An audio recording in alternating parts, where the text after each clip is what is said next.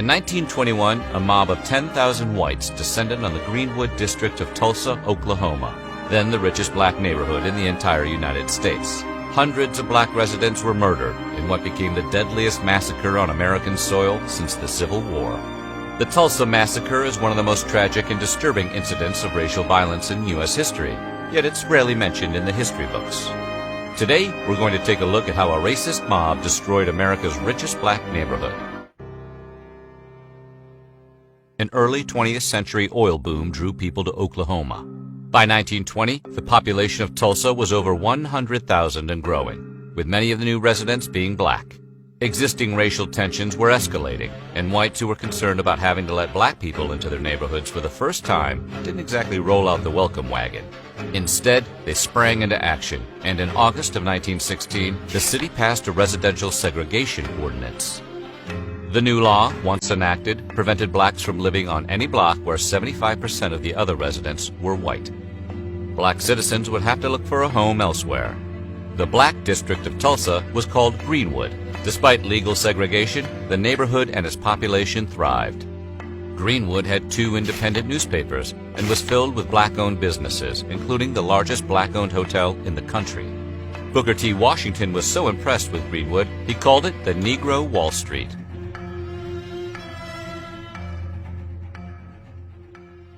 It all started on May 30th, 1921, when a 19-year-old shoe shiner named Dick Rowland entered the Drexel Building, an office located at 319 South Main Street in Tulsa.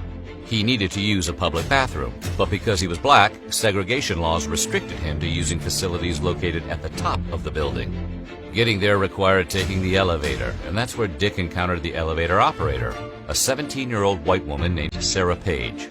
Whether or not Dick Rowland and Sarah Page knew each other is a matter of debate.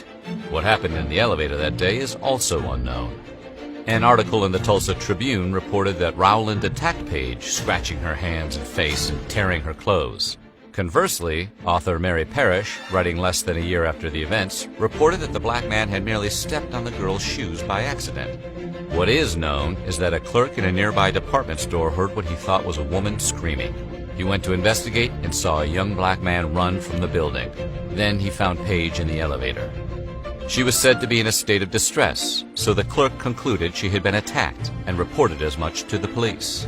The contents of Sarah Page's statements to the police have been lost, but she did decline pressing charges, and no manhunt was conducted. Rowland, however, knew that the mere accusation of attacking a white woman could make him the target of an angry white mob. He fled to his mother's house in Greenwood. Rowland was located by police and arrested shortly thereafter. The white-owned Tulsa Tribune, known for its sensationalist takes, broke the story in their afternoon edition with the incendiary headline, "Nab Negro for Attacking Girl in an Elevator."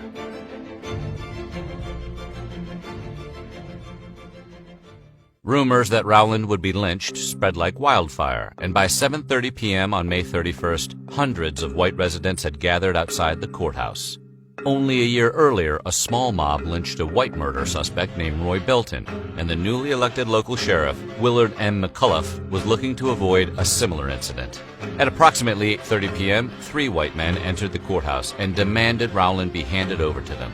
McCullough refused and sent the men back out. By 9:30 p.m., the crowd had swelled to thousands. The sheriff was vastly outnumbered. It was about this time that a group of 50 to 60 armed black citizens arrived to support the sheriff. He turned down their offer, but their arrival had prompted many of the white citizens to head home for their own guns. Some even attempted to steal arms from a nearby National Guard armory. At 10 p.m., a second group of armed black citizens arrived to support the sheriff, but were turned away as well. As they were leaving the courthouse, a white man approached a black war veteran, calling him a racial slur, and tried to take his gun. A shot rang out, and then all hell broke loose.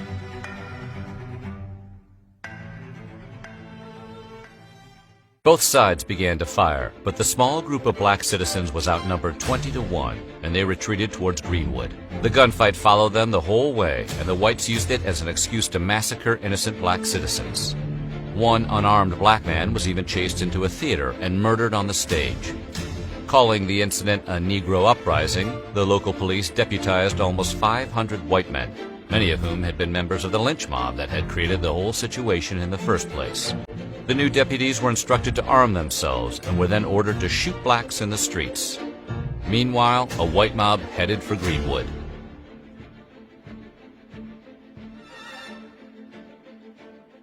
The mob descended on Greenwood with a fury, burning houses and businesses. By the morning of June 1st, the mob had grown to approximately 10,000 white citizens.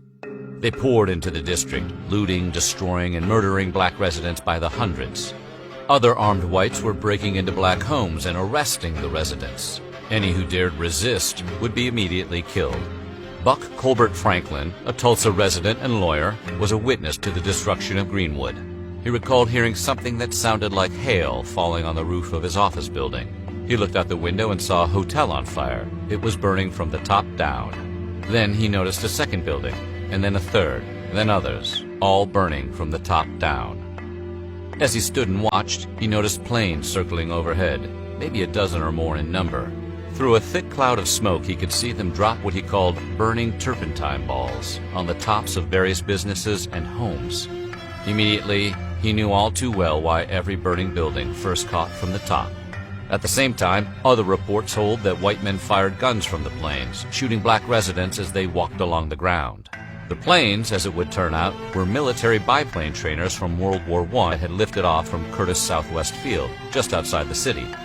Law enforcement officials subsequently said the planes were protection, but the survivors of the massacre knew better.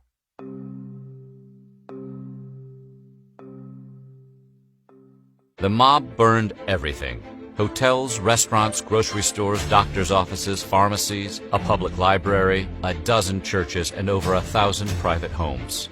As Franklin watched, he wondered where Tulsa's splendid fire department was, and considered the possibility the city was in league with the racist mob. By the time the sun came up, the National Guard had arrived to restore order. However, instead of targeting the white mob, many of the troops went after the black residents instead. Over 6,000 people were arrested and imprisoned at Convention Hall, and not a single one was white.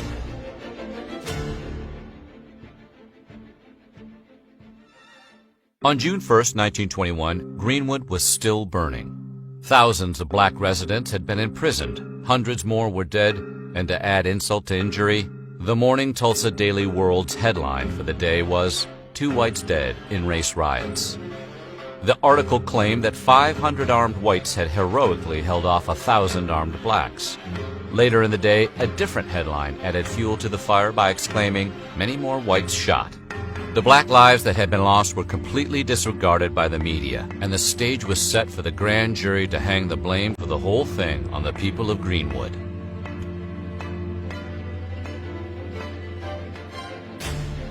The Stratford Hotel was the largest business of its kind owned by a black person in the U.S. prior to the Civil Rights era. Stratford's hotel had 54 rooms equipped with luxuries like crystal chandeliers and was worth somewhere in the area of $75,000, which is roughly the equivalent of about $1 million current dollars. Nonetheless, it was destroyed along with the rest of Greenwood during the massacre. In a just world, Stratford would have received restitution for his loss, but 1921 Tulsa was anything but just. Stratford was arrested, along with 69 other men, and charged with inciting the riot that ultimately burned down his own hotel. He would later jump bail and flee the state to avoid being lynched. Stratford went on to be a lawyer in Chicago and never returned to Oklahoma. He was finally cleared of the charges against him in 1996, 60 years after he passed away.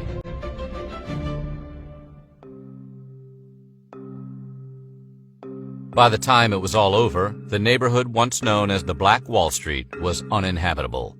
Black businessmen and homeowners were denied relief by the courts, and their insurance companies refused to cover the damage.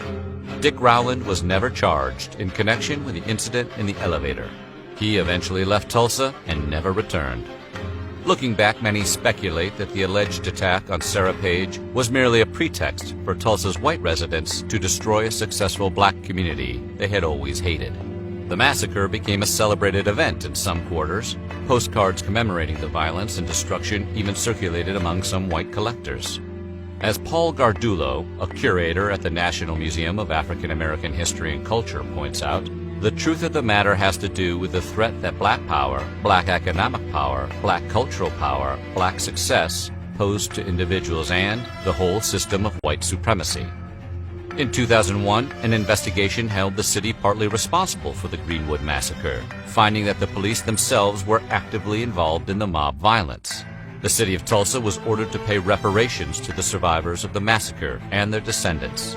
As of 2020, they have still not been paid.